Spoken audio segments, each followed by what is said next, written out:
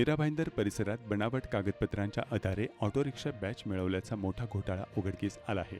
या प्रकरणी प्राथमिक चौकशीनंतर 30 संशयितांपैकी 27 जणांच्या विरोधात काशीगाव पोलीस ठाण्यात फौजदारी गुन्हा दाखल करण्यात आला आहे. तपासात संबंधितांनी बनावट जन्म प्रमाणपत्रे, रेशन कार्ड तसेच वीज बिलांचा वापर करून रिक्षा बॅचसह विविध सरकारी लाभ मिळवल्याचा संशय व्यक्त करण्यात आला आहे. या प्रकरणामुळे परिवहन विभागाच्या कार्यपद्धतीवरही प्रश्नचिन्ह निर्माण झाले आहे. काशीगाव पोलिसांनी या प्रकरणाचा तपास सुरू केला असून संबंधित कागदपत्रांची पडताळणी करण्यात येत आहे. आणखी काही जणांचा सहभाग असण्याची शक्यता पोलिसांनी वर्तवली आहे. दरम्यान भाजप आमदार नरेंद्र मेहता यांनी परिवहन विभागात मोठ्या प्रमाणावर भ्रष्टाचार होत असल्याचा आरोप केलाय.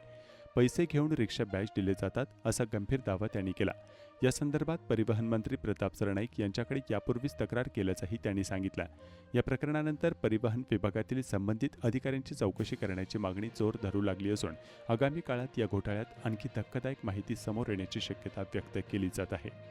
बघा, मीरा भाईंदर महानगरपालिका हद्दी, बोरीवली, कल्याण डोंबिवली अशा अनेक ठिकाणी बोगस कागदपत्र घेऊन बॅच, लायसन्स, परमिट ह्यासाठी उपयोग केला आहे. मेजॉरिटी बॅचेससाठी उपयोग केलेला आहे.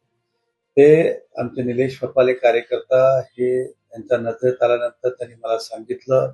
आम्ही चौकशी केली आणि त्याचे माहिती जर काही पुरावे म्हणून ते त्यांच्याकडे पेपर सुद्धा घेतले आणि ह्या संदर्भात मी प्रेसमध्ये अगोदर सुद्धा सांगितलं होतं, परंतु त्याआधी कोण ऐकत नव्हतं. आम्ही महापालिका आयुक्तांनी सुद्धा पोलिसांना पत्र दिलं होतं आणि मी सुद्धा त्यांना पत्र दिलं आयुक्त महोदयांना आणि रेस्टिंग ऑफिसरला, कारण की अशाच प्रकारचे रेशन कार्ड सुद्धा बोगस बनवले गेलेले. जसं हे काय बोलता त्याला प्रमाणपत्र बनवलं गेलं, जन्म दाखला बनवलं गेलं, बर्थ सर्टिफिकेट, त्याचप्रमाणे रेशन कार्ड सुद्धा केलं.